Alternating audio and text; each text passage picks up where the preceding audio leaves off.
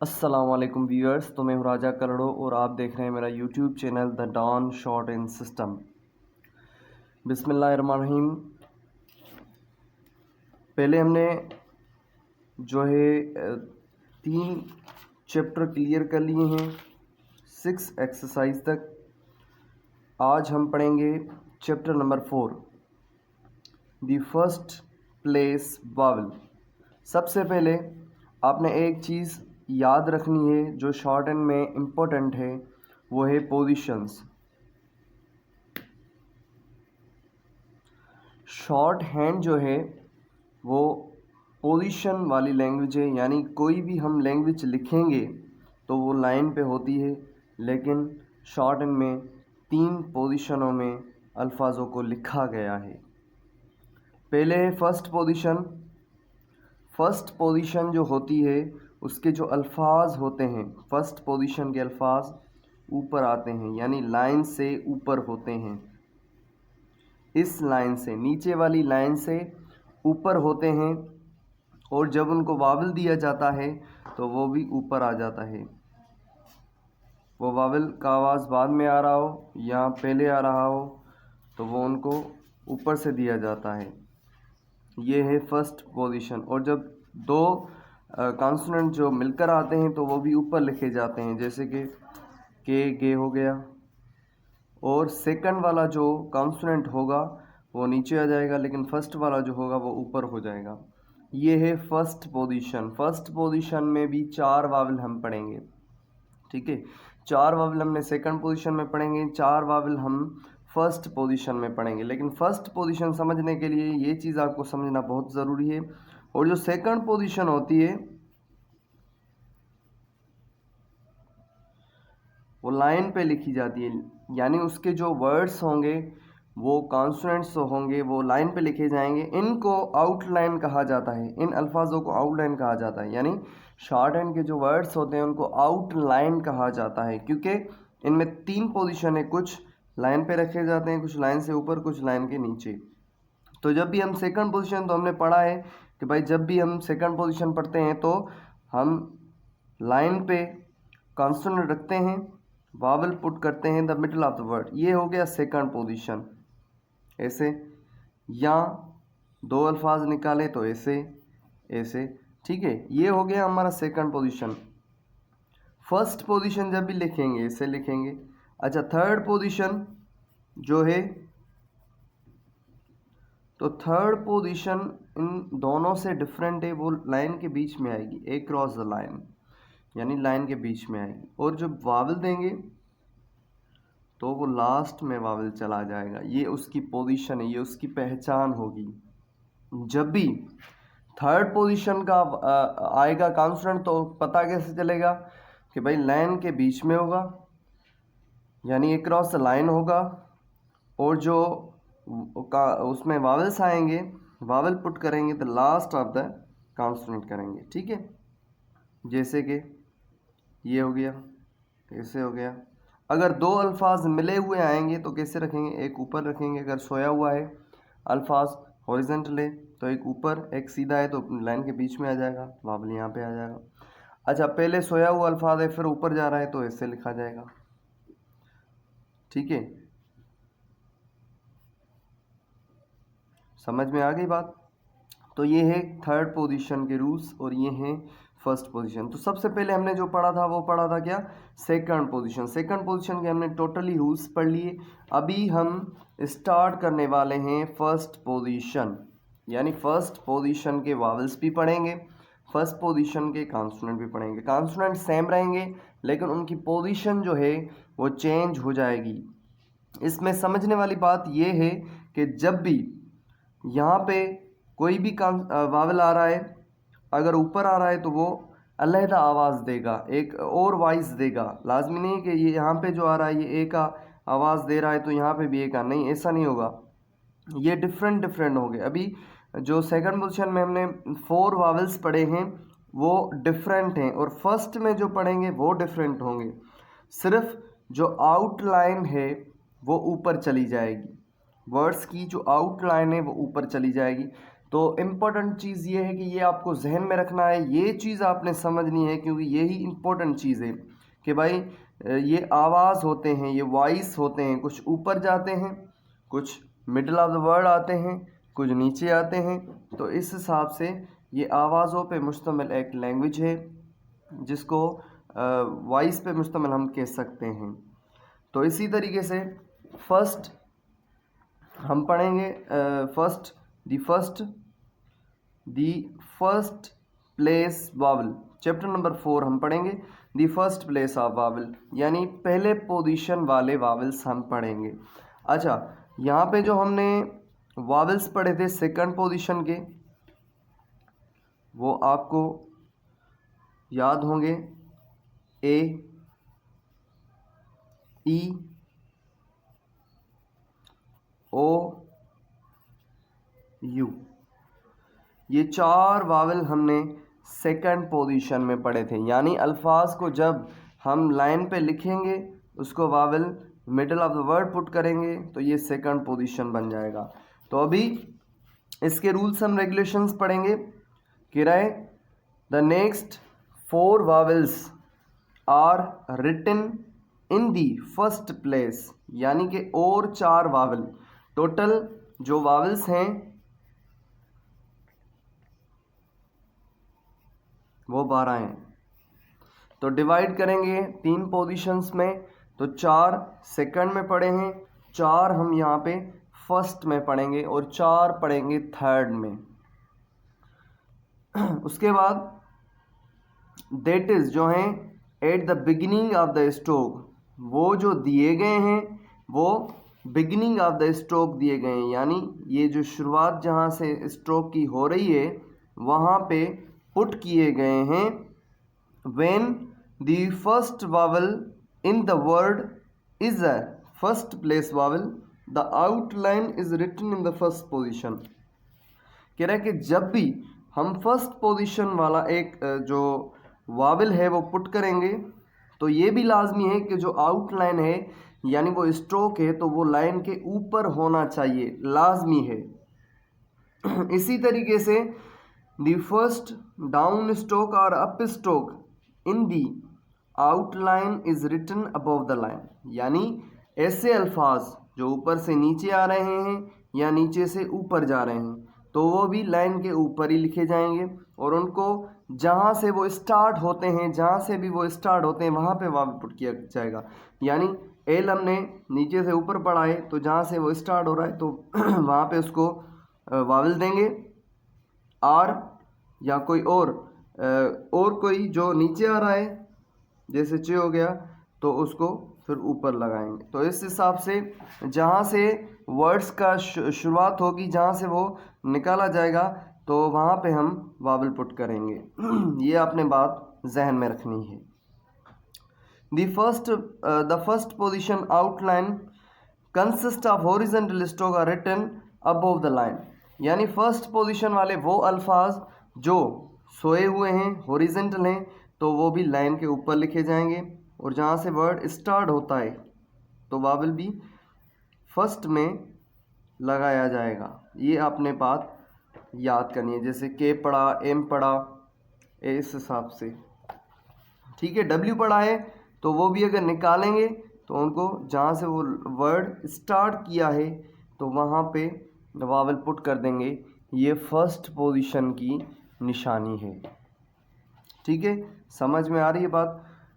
तो अभी ये वावल का बता रहा है, कह रहा है कि a long A H is represented by a heavy dot, यानी एक हेवी डॉट निकालेंगे तो वो जाहिर करेगा, रिप्रेजेंट करेगा ए एच के आवाज़ को, ठीक है ना। लाजमी नहीं है कि उस आवाज़ में ए एच आए, स्पेलिंग में ए एच आए, नहीं, सिर्फ आवाज़ में जो उसका वॉइस बनेगा उसमें ए एच का इजाफा होगा।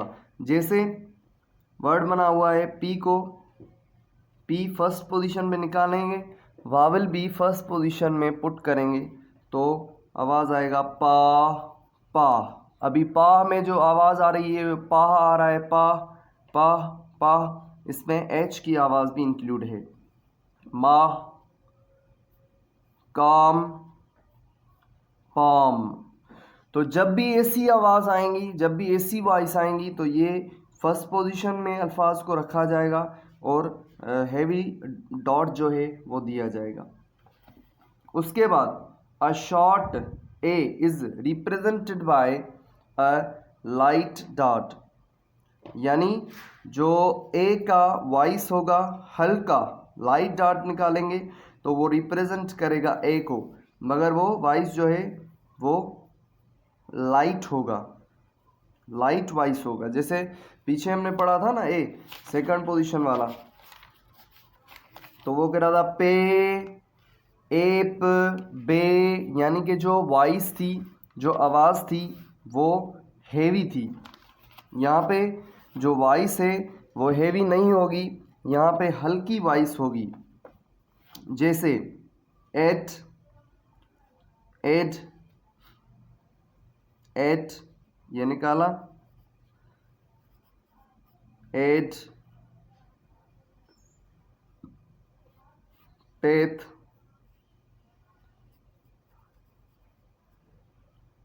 पेल, पैक,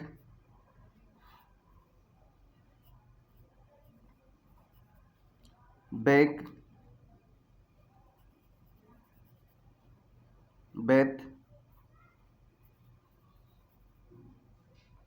अटैक,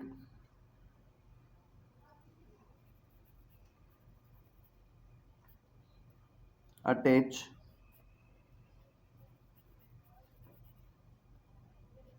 टैंक है, बैंक है,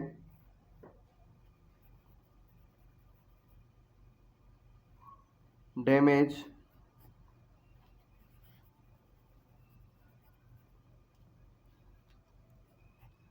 shadow,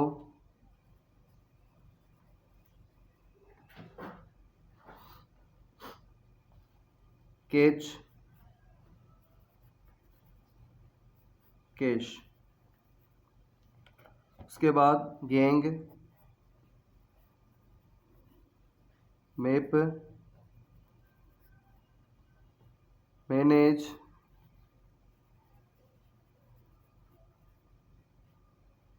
Anam, package, package.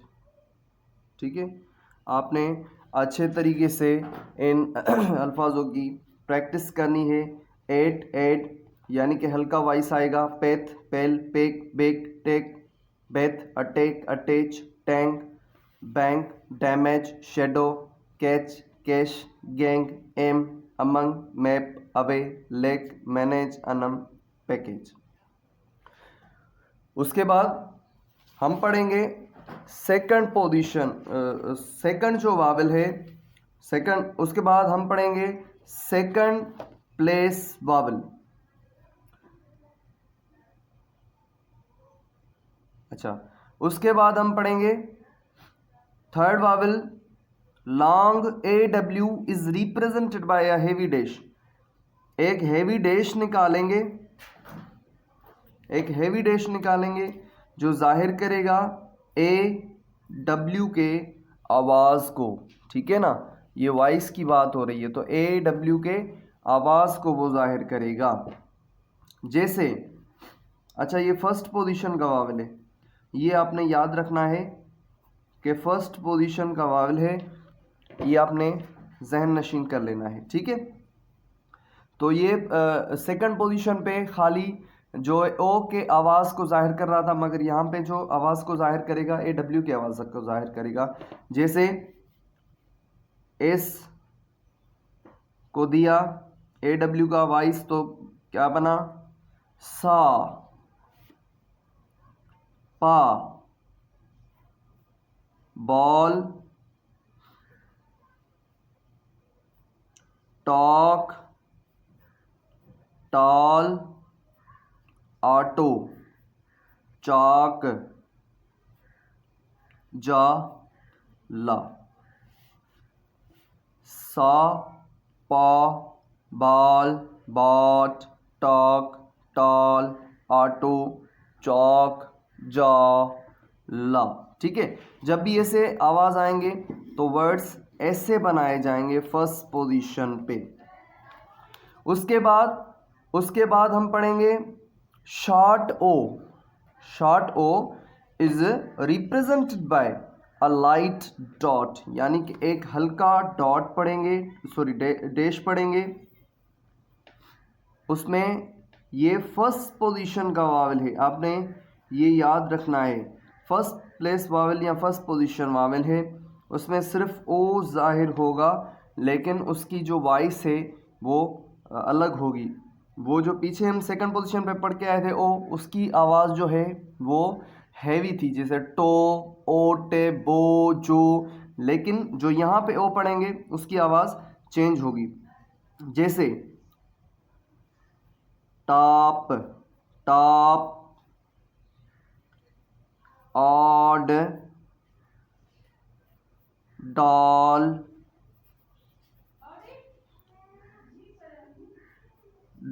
Dog, job, off, shock, shop, got, lodge, long, knock, watch, wash. ठीक है, ये हुई जो ओ था लाइट डैश फर्स्ट पोजीशन में, ये इसकी आवाज़ थी, जैसे top, odd, doll, dog, job, off, shock, shop, got, lodge, lock, long, knock, watch and wash.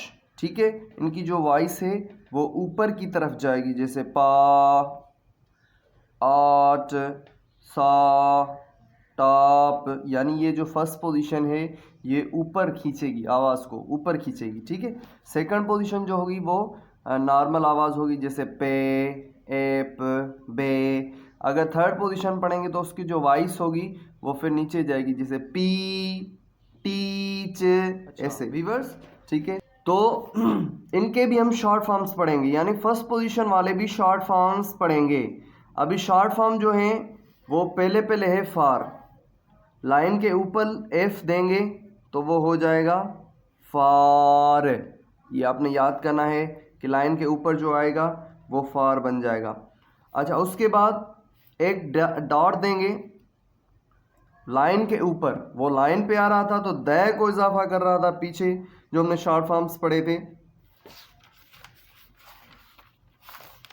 ये जो हमने शॉर्ट फॉर्म्स पढ़े थे इसमें द का वो इजाफा कर रहा है। ठीक है, जैसे ये लिखा हुआ है द, मगर जब हम फर्स्ट पोजीशन में पढ़ेंगे तो वो रिप्रेजेंट करेगा ए और एन को, यानी ए आएगा किसी आगे तो ए को जाहिर करेगा, अगर एन होगा तो एन को जाहिर करेगा।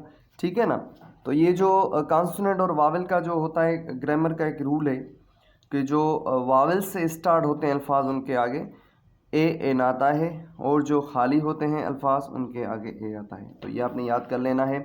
और उसके बाद ऑफ, यानी एक टिक निकालेंगे ऊपर तो वो ऑफ को रिप्रेजेंट करेगा, वो लाइट टिक होगी। ठीक है, वो टिक जो है वो लाइट होगी। ठीक है, और अगर इसको लाइन पे रखेंगे तो ट बन जाएगा, जैसे पीछे हमने पढ़ा था ट, जैसे पीछे हमने पढ़ा था ना कि यहाँ पे टू को रिप्रेजेंट कर रहा है। ठीक है, ये हो गया ट, ये आपने याद कर लेना है। अगर लाइन पे आएगा तो ट बन जाएगा, अगर लाइन के ऊपर आ जाएगा तो ऑफ बन जाएगा।